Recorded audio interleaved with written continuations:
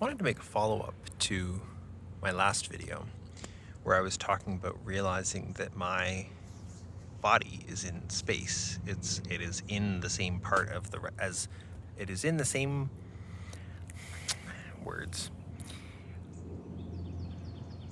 I was previously making a confusion where when I was like, what's going on inside me, I would kind of look there. Like I would look in my mind or look in thought space, abstract space, rather than looking in the world where my body is.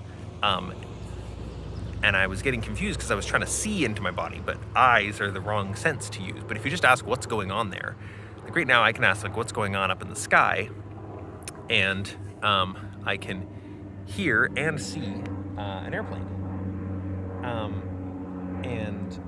I can't smell the sky. I don't know. I mean, I can smell the air around me.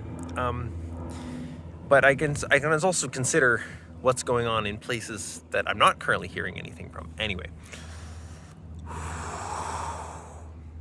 I made a really interesting connection with that and what's going on with like a connection between my own body being in the world and other people also being in the world. So there's a common phrase that people use, which is like my inner Bob. You know, like I have a friend named Bob and I'm like, yeah, my inner Bob says blah. Sometimes people will say my model of Bob. I'm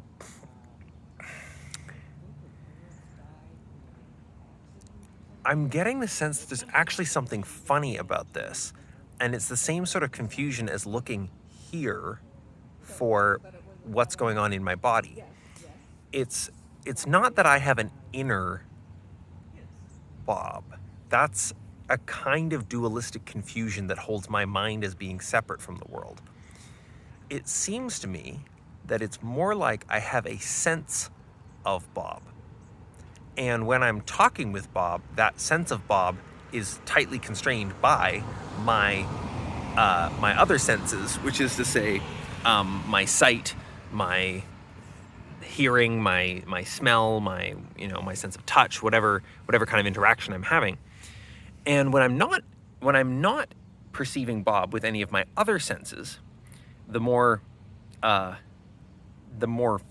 physical ones, I'm going to say, because you can also think of the mind as itself as a sense organ, but the more sort of physical sense organs. When I'm not perceiving Bob with any of those, then it's kind of like a dream, where I'm still having impressions of the world, but I'm having them in a way that is based on kind of echoes of past experiences and echoes of my intentions.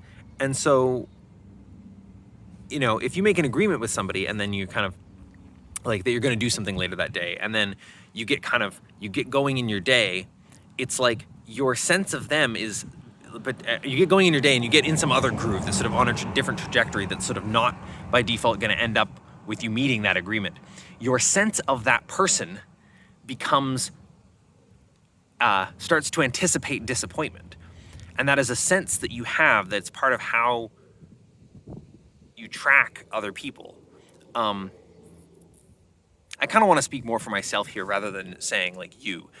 It certainly seems to me that it is more accurate to think in terms and speak in terms of my sense of, my mom or my sense of my roommate than my inner mom or my inner roommate. It's like I'm having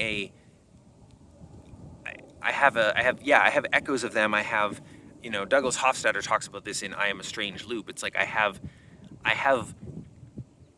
parts of their soul, parts of the way that they pay attention to the world, that yes are inner in the sense that they are contained in my physical cranium in some sense. We could find neurons that are,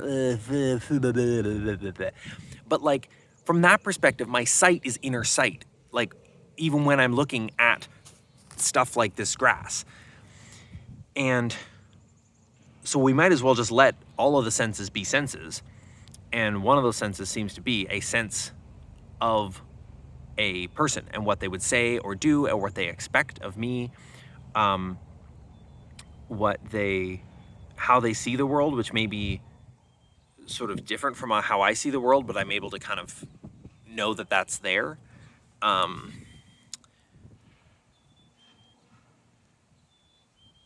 Yeah, I don't know. I found this frame really beautiful. I'm gonna explore it more. I'm gonna write it up, but I wanted to just share a little quick video because that's something that feels very easy to do. And so I'm gonna leave this here.